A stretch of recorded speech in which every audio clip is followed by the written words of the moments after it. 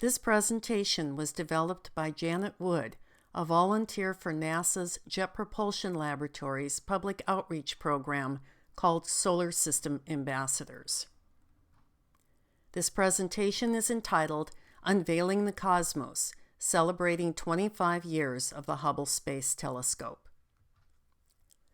The science of cosmology is the study of the origins of the universe, and this quest to understand the cosmos of which we are a part is as old as humankind. Once primitive people organized into social groups, it was a short step to making their first attempts to understand the world around them. While no written records exist from prehistoric times, artistic representations indicate that the stars played an important role in early human societies, especially to define the seasons of the year. These images from the Hall of Bulls at the Paleolithic site in Lascaux, France, date from about 16,000 BC. Above the shoulder of a bull is a representation of the star cluster known as the Pleiades. The rising of this constellation in the northern hemisphere spring signaled the opening of both the seafaring season and the farming season, while its autumnal setting marked the season's end. Over time, ancient people began to regard the heavens as the dwelling place of their gods, and their relationship with the gods affirmed people's belief that they too were an important part of the natural and cosmic world. Once written language was invented, ancient astronomers began to record their findings as they observed the night sky. And as they studied the heavens, they looked for and saw patterns in the distribution of the stars. And these patterns resulted in the naming of the constellations. A constellation is a group of stars that is perceived to make an imaginary shape in the sky. These shapes were typically named after their gods and their heroes, as well as animals and other familiar objects. While these early astronomers believed that these stars were close to each other, the only thing they actually have in common is that they appear near each other in the sky when viewed from the Earth. From its earliest beginnings in Mesopotamia, China, and India, the science of astronomy developed and evolved over time. Advances were made throughout the centuries, especially by such renowned scientists as Copernicus and Galileo, but it wasn't until the mid-20th century that a new understanding of the universe began to unfold. The Apollo missions in the 1960s gave us our first look at the Earth from space, and ultimately resulted in landing a man on the moon in 1969. With the advances in science and technology, space exploration became a priority for scientists. The heavens were like a treasure trove waiting to be uncovered, and they wanted to know what was really out there. But rather than the dwelling place of the gods, a more fantastic and amazing reality that could ever have been imagined was discovered.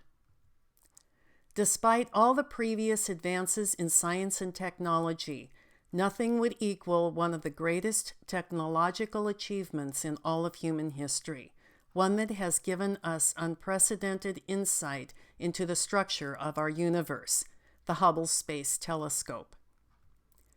After a servicing mission in 1993 to repair a flawed mirror, a new window on the universe opened for humanity when the Hubble Space Telescope returned its first pictures from deep space.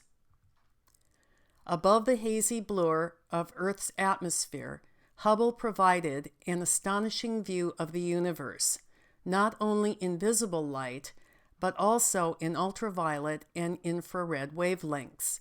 Each camera performs a specific function and shows different attributes of the physical universe. This image shows the Eagle Nebula in both infrared and visible wavelengths. Astronomers use images like these to study how our universe evolved.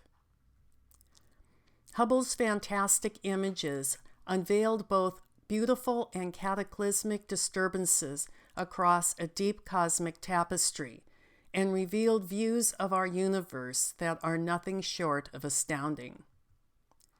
Looking through the lenses of Hubble's cameras, we have come to see extraordinary sights: star birth, remnants of supernova, planetary nebula, and an infinite number of galaxies. And consequently, our knowledge and insight into the workings of the universe has increased exponentially. Hubble's unprecedented capabilities have made it one of the most powerful science instruments ever conceived, and certainly is the one most embraced by the public. The constellations defined by ancient cultures remain useful to us today, as they provide a convenient map by which we can locate some of these fascinating objects in deep space. And using these constellations as a guide, I would like to share with you many of the stunning images that have been returned to us from the Hubble telescope over its 25 years in operation. One of the most familiar sights in the night sky is the Big Dipper, which is part of the constellation Ursa Major, or the Great Bear. When astronomers point the Hubble toward Ursa Major, they can see two dazzling stellar objects. One is the Pinwheel Galaxy. The Pinwheel Galaxy is an elegant spiral galaxy that is seen face-on. A galaxy is a massive, gravitationally bound system consisting of stars, stellar remnants, an interstellar medium of gas and dust, and dark matter, which is an important but poorly understood component. The second major stellar object found in Ursa Major is the Cigar Galaxy. In contrast to the Pinwheel Galaxy, which is seen face-on, the Cigar Galaxy is seen edge-on. The Cigar Galaxy owes its name to its long, narrow shape and the fact that it appears ashy when observed through small telescopes. Cepheus is a constellation in the northern sky named after Cepheus, king of Ethiopia in Greek mythology. The Ghost Nebula in Cepheus is an appropriate name for this rather spooky-looking object found in Cepheus. It is actually clouds of cosmic dust. The word nebula simply means cloud, and it is used to describe many different kinds of objects in deep space. The Ghost Nebula is an example of a reflection nebula, which is an interstellar cloud of dust particles that reflect the light from a nearby star. If you look at the upper left of the image, you will see several human-like figures with arms raised, rising up from the top of the cloud structure. Several stars can be seen embedded in this nebula, and their light is what gives the cloud its ghoulish brown color. Clouds of interstellar dust and gas seem to mimic the shape of the petals of the iris flower in this stunning Hubble image, which shows off the Iris Nebula's range of colors in impressive detail. Within the iris, dusty nebular material surrounds a hot young star. The dominant blue color of the brighter reflection nebula is the characteristic color of dust grains reflecting starlight. The Orion constellation is named after the great hunter in Greek mythology. It is located on the celestial equator and is one of the most prominent and recognizable constellations in the sky, and it can be seen in the night sky throughout the world. The Orion Nebula is situated in the constellation of Orion. It is one of the brightest nebula in the night sky and is even visible with a small telescope under good viewing conditions. It is the closest region of massive star formation to Earth. The Orion Nebula is one of the most studied and photographed objects in space, and it has revealed much about the process of how stars and planetary systems are formed from collapsing clouds of gas and dust. This nebula was given the nickname the Monkey Head Nebula due to its curiously recognizable shape. You can see a monkey's head, which appears to be facing to the left in this image. This nebula is a violent stellar nursery, packed with all the ingredients needed for star formation. However, due to the presence of fiercely hot young stars, which create high-velocity winds that blow the gas and dust outwards, most of the ingredients in this nebula are wasted as the cloud of gas and dust is dispersing into space. In Roman mythology, Hercules was famous for his strength and for his numerous far-ranging adventures. He can be seen kneeling in the sky in the northern latitudes throughout the spring months and works his way high across the night sky through October. ARP 272 is the name given to a remarkable collision between two spiral galaxies that are located in the constellation of Hercules. The two spiral galaxies are linked by their swirling arms. Surprisingly, galactic collisions and mergers like this one have been found to be fairly common in the observable universe. The Great Globular Cluster in Hercules is one of the brightest objects in the night sky and is often visible under exceptional viewing conditions, even without a telescope.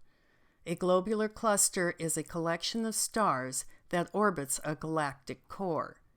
This one is truly enormous, consisting of about 300,000 stars. It is also rich in spiral galaxies, many of which are interacting. NGC 6210 is a planetary nebula. A planetary nebula is the last phase of the life of stars that are about as massive as our Sun. The multiple shells of material ejected by the dying star give the planetary nebula its distinctive shape. Just to clarify, the term planetary nebula is a confusing term that originated in the 1780s with astronomer William Herschel. He chose the name because when he viewed these objects through his telescope, they appeared to him to resemble the rounded shapes of planets. In reality, they are stars that are in their death throes. Unfortunately, the name stuck and is still in use today. Cygnus is a northern constellation that derives its name from the Latinized Greek word for swan. 10,000 years ago, before the dawn of recorded human history, a new light suddenly appeared in the night sky, no doubt terrifying the early humans who witnessed it. After just a few weeks, however, it would have disappeared from sight. We now know this light was a supernova. A supernova is a violent explosion that takes place at the end of the life of a very massive star. This only occurs to very massive stars, much, much larger than our own sun. Today, wisps are all that remain visible from the explosive event, and they can only be seen through a telescope. This remnant has been given the name the Veil Nebula.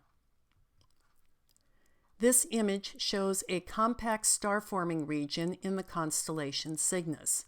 A newly formed star can be seen shrouded in dust at the center of the image and is responsible for the surrounding gas cloud's hourglass-like shape and the turbulence visible within. The name of the constellation Bootes comes from the Greek word for plowman or herdsman. Empty regions of intergalactic space do not usually become very big, but this one is an exception. The Bootes void is a massive expanse of empty space unlike any other observed in the universe. Discovered back in 1981, the void is an enormous region of space that contains very few stars and galaxies, and scientists remain curious about how such an unusual region of space could come to exist. Smaller voids are caused by galaxies drawing closer to one another due to gravitational attraction. But there hasn't been enough time since the universe began for mere gravitational forces to clear out a space this size. So much more investigation is needed to help solve this mystery. Musca is a constellation in the southern hemisphere and may be one you have never heard of. It was one of 12 star groups created by a Dutch astronomer in the late 16th century. The word musca is the Latin word for fly. This dim constellation contains one particularly amazing deep sky object. NGC 5189 is an unusually complex planetary nebula located in Musca. Multiple occurrences of material outflow from the central star can be seen, including a recent one that created a bright ring running horizontally across the image center. Scientists have concluded that the dying star in this image is part of a binary or twin star system. Scorpius is named after the scorpion in ancient mythology who was the slayer of Orion. It is one of the oldest named constellations in the sky, dating from the Middle Bronze Age in Babylon, about 1700 BC. The Cat's Paw Nebula in the constellation Scorpius is undergoing a burst of star formation. This nebula contains vast amounts of material which is coalescing to form new stars. It currently houses tens of thousands of recently formed stars, more than 2,000 of which are extremely young and still trapped inside their dusty cocoons. Serpens is unique among the modern constellations in that it is split into two parts, with the serpent's head to the west and the serpent's tail to the east. Between these two halves lies the constellation of Ophiuchus, the serpent bearer. Serpens contains one of the most famous nebulas in the sky, the Eagle Nebula. It was first discovered in June of 1764. Its name derives from its shape that is thought to resemble an eagle, and it contains several active regions of star-forming gas and dust. The most famous of these is the Pillars of Creation, first photographed by the Hubble Space Telescope in 1995. Years later, astronomers had the telescope shoot the same region in both visible and infrared light for comparison. Infrared light can penetrate clouds of dust and gas that visible light cannot. So when seen in the infrared, the pillars look like mere wisps set against a sea of countless stars. But inside those 5 light-year tall towers are a large number of newborn stars. Hoag's object is an unusual galaxy known as a ring galaxy, in which a ring of young hot stars encircles the older yellow center. How this galaxy formed remains a mystery. Astronomers believe that ring galaxies form when a smaller galaxy passes through the center of a larger galaxy. However, in this case, there is no sign of any second galaxy that would have acted as the force for this to occur, so the formation of this object remains a subject of investigation. Perfect squares are not often found in nature, but that is obviously the shape of a peculiar planetary nebula surrounding a hot star in Serpens, called the Red Square Nebula. It is one of the most symmetrical deep sky objects ever discovered. It is unclear how the central star produced the nebula's shape, and that remains the subject of speculation. Ophiuchus is the name of the constellation that lies somewhat in between the two halves of Serpens. Its name is from the Greek word for serpent bearer. This unusually shaped nebula in Ophiuchus is known as Kepler's supernova remnant. Light from this stellar explosion was first seen on Earth in October of 1604, a little more than 400 years ago. It was seen and studied by astronomer Johannes Kepler and his contemporaries as they searched for an explanation for what caused this new light in the sky. Supernova sightings are fairly rare, and Kepler's supernova is the most recent supernova to have occurred within our Milky Way galaxy. Like a ship plowing through cosmic seas, runaway star Zeta Ophiuchi is producing an arcing bow wave in this stunning infrared Hubble image. Strong stellar winds precede the runaway star, compressing and heating dusty interstellar material and shaping the curved shock front. Scientists believe that this star was likely once a member of a binary or twin star system. When its companion star exploded as a supernova, the tremendous shock wave was sufficient to hurl its companion star out of the system. Aquarius is one of the oldest of the recognized constellations, and it is found in a region of space often called the sea due to the many constellations that have watery associations, such as Cetus the whale, Pisces the fish, and Eridanus the river. Appearing as a greenish hue even in small ground-based telescopes, the Saturn Nebula is a notable feature in the constellation Aquarius. It was first discovered in 1782 by astronomer William Herschel using a new telescope of his own design. Because it appeared to him to look like the planet Saturn, he named the object a planetary nebula. In reality, this kind of nebula forms when a dying low-mass star ejects its outer layers into space. Unfortunately, the name planetary nebula stuck, and objects of this kind are still referred to by that name. Within the constellation Aquarius, another star like our Sun is in its death throes and is producing the Helix or Eye of God nebula. This Hubble image shows remarkable details of the eye's brighter inner region. The white dot at the center is the planetary nebula's hot central star. This nebula was discovered only recently in 1992.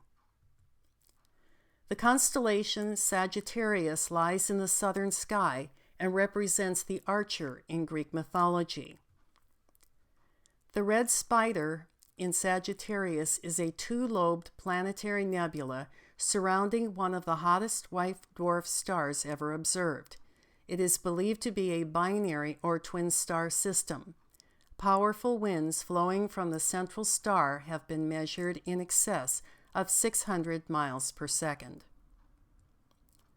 The Trifid Nebula is easy to find even with a small ground-based telescope, and it is a well-known object in the constellation of Sagittarius. Its name means divided into three lobes. This massive star factory was named for the dark dust bands that trisect its glowing heart. The Trifid Nebula reveals the fury of freshly formed stars. Even viewed through a small telescope, the Trifid Nebula is a bright object, and it is a favorite object of amateur astronomers to view through their telescopes.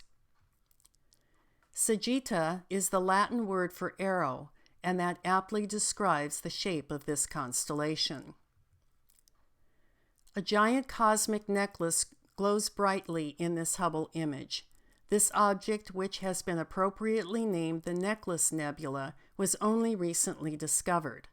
Like all planetary nebula, it is the glowing remains of a dying star that was once about the size of our own sun. Scientists believe that one of a pair of stars that were orbiting close together ballooned in size to the point that it engulfed its companion star. The dying star is believed to have spun so fast that a large part of its envelope of gas and dust expanded into space.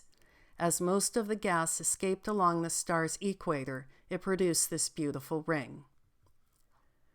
While most stars seem to explode in slow motion, the rare, massive Wolf-Rayet is a star that is so tumultuous and hot that it appears to be exploding right before our eyes. In this image, glowing gases are being expelled by violent stellar winds. The fate of any given Wolf-Rayet star likely depends on how massive it is, but many are thought to end their lives with spectacular explosions such as supernova. Leo is the Latin word for lion, and to the ancient Greeks this constellation represented the Nemean lion who was killed by the mythical hero Hercules. The frosty Leo Nebula is an expanding bipolar protoplanetary nebula that acquired its curious name because it has been found to be rich in water in the form of ice grains. A protoplanetary nebula is the first stage of full-fledged planetary nebula formation. This occurs when a dying star about the same mass as our Sun begins to slowly expel its outermost layers of material.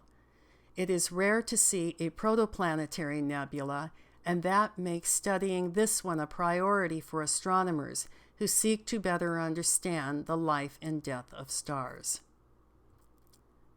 Draco is a constellation whose name is derived from the Latin term draconum, which means dragon. The Tadpole galaxy in Draco is an example of a disrupted barred spiral galaxy. Its most dramatic feature is a trail of stars and a massive bright blue star cluster. It is believed that a more compact intruder galaxy crossed in front of the Tadpole galaxy and was slung around behind by their mutual gravitational attraction. During this close encounter, gravitational forces drew out the spiral galaxy's stars, gas, and dust, which resulted in forming the conspicuous tail. The Cat's Eye Nebula is another planetary nebula found in the constellation Draco. Structurally, it is one of the most complex nebula ever discovered. In the center of the Cat's Eye, there is a bright, hot star. Over time, its outer layers have puffed away from the star, thereby producing this beautiful planetary nebula. Monoceros is a faint constellation located on the celestial equator. Its name is Greek for unicorn. This colorful image is a star-forming region numbered NGC 2264 and is located in the constellation Monoceros. The complex jumble of cosmic gas and dust is illuminated by energetic light from newborn stars found within the dark interstellar dust clouds. Here is a close-up of the Fox Fir Nebula, which is found within NGC 2264. This interstellar beast is formed of cosmic dust and gas interacting with the energetic light and winds from hot young stars. The shape, texture, and color combine to give the region the popular name Fox Fir Nebula. The Rosette Nebula is not the only cosmic cloud of gas and dust to evoke the imagery of flowers, but it is the most famous. At the edge of a large molecular cloud in Monoceros, the petals of this rose are actually a stellar nursery whose lovely symmetric shape is sculpted by the winds and radiation from its central cluster of hot young stars. The past 2.5 decades have been called the Age of Hubble, and this title is well deserved. The most important impact of this amazing telescope has been to instill in humankind a sense of wonder and curiosity about the universe we live in, and to forge a connection to the scientific discovery that is taking place there. In fact, the images produced by Hubble has done more to expose the public to the magnificent celestial sights and to awaken our innate human curiosity than any other telescope in history. Astronomer Carl Sagan once wrote, "As long as there have been humans, we have searched for our place in the cosmos. Since the childhood of our species, we have been transfixed by the questions, where are we? Who are we? Science has the power to fascinate us, to draw us into it, engaging all our emotions. The thrill of discovery, the enchantment with our world and our universe, motivates us to peer into the unknown and wonder what is out there." Over the past 2.5 decades, the world has followed Hubble's saga, watching as image after image has revealed another part of the cosmos that would have otherwise been invisible to our eyes. It has enabled us to see what lies beyond our everyday lives, and we have been captivated by these stunningly beautiful color images of galaxies, nebula, and other celestial objects. And as we come to appreciate the beauty and vastness of the cosmos, we can experience a deep sense of wonder about the mystery of our universe and our place within it. And this deep feeling of awe helps us to develop a keen sense of oneness with all that exists and affirms our connection to the cosmos. The words of 19th century conservationist John Muir summarize these feelings best. He said, "When we contemplate the whole globe as one great dewdrop, striped and dotted with continents and islands, flying through space with other stars all singing and shining together as one, the whole universe appears as an infinite storm of beauty."